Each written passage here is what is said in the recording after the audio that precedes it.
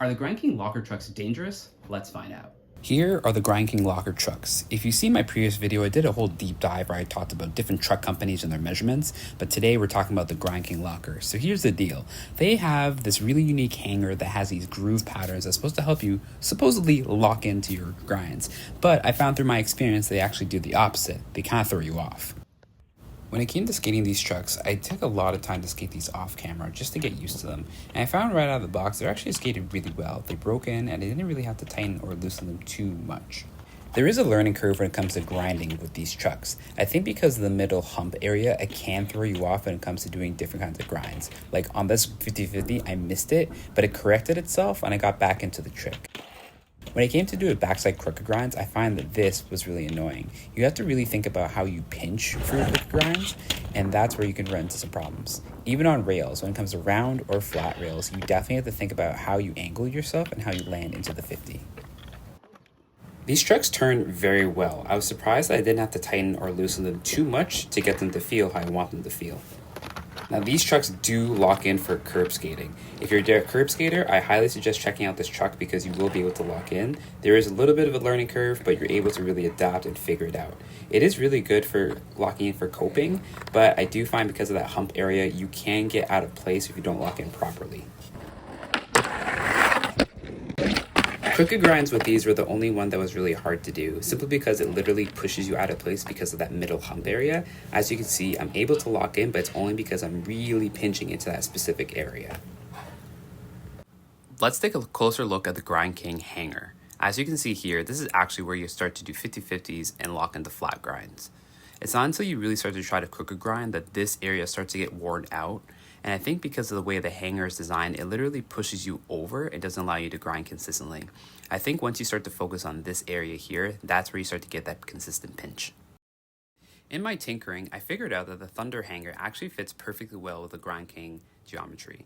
This area here is definitely going to give you a consistent pinch because it's flat and nothing's going to push you. So I'm definitely going to experiment and see how this feels when it comes to tinkering with this truck. So what we're going to do is we're going to switch the Thunder hanger with the Grindking hanger and see how it skates. My guess is that I'm going to have a lot more consistent crooked grinds with the pinch. So we'll see how it goes. It's actually very easy to remove the Grindking hanger and switch it out. I highly suggest considering getting one of the Thunder hollow hangers because it won't be as heavy. Here's what it looks like. It fits dead center, and I was really surprised at this. Right off the bat, these turned very well. I think it's because of the kingpin setup that the Grindking is made for the locker truck.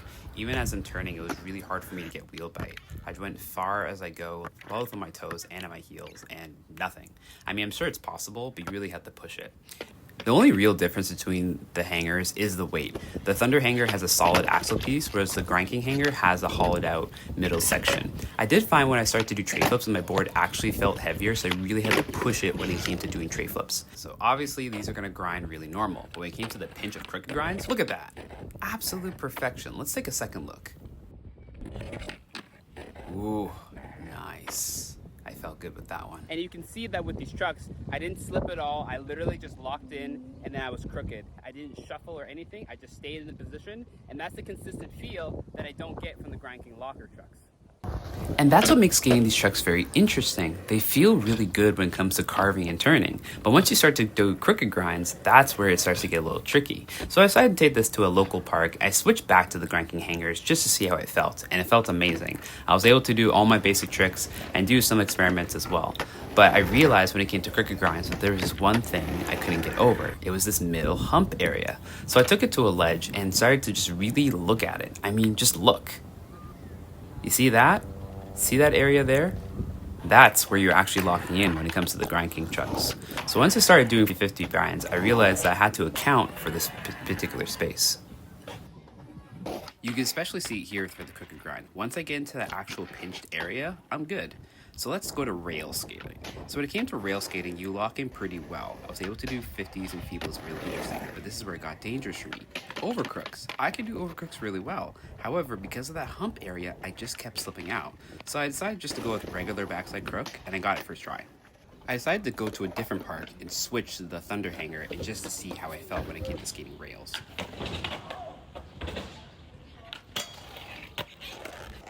I felt very in the zone when it came to skating rails. I felt more confident to locking in, especially when it came to crooked grinds. I literally was able to get in place, hold the position, and I was good to go.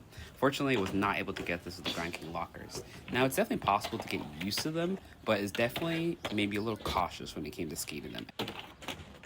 So are the Grindking locker trucks dangerous? Only if you're skating rails. I found when it comes to actually doing crooked grinds, you have to make your own groove pattern when it comes to this hump area. Now, it does kind of push you out if you don't land in that right pinched position, and so I feel like if they're going to innovate on this particular truck, they should really focus on just keeping more of just a general flat area and maybe having a groove pattern right in this area here where you do feeble grinds. I really did like this truck. I think it turns very consistently and very well. I think what really makes that possible is the fact of their kingpin system as well as the sleeve they have in the middle area. It definitely gives it a consistent turn, and I really like that about this truck. So should you get this truck?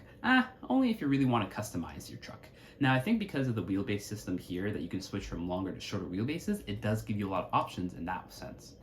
Another thing that's actually very unique about this is their bushing system. So they have a split here where you can actually take out the top bushing or the bottom bushing here. And so you can keep it in loose truck mode. So essentially it's going to have that same consistent turn, but you're just going to have a lower kingpin.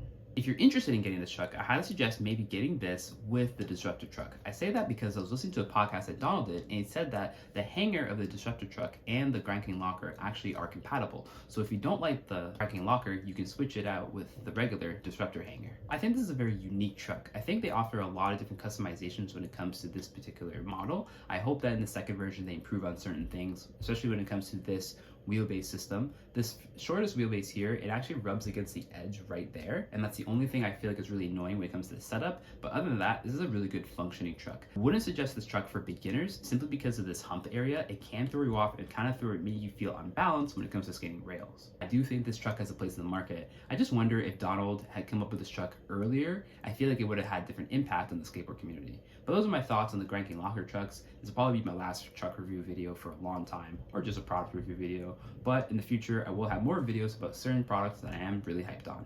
So thanks for watching, and I'll see you in the next video.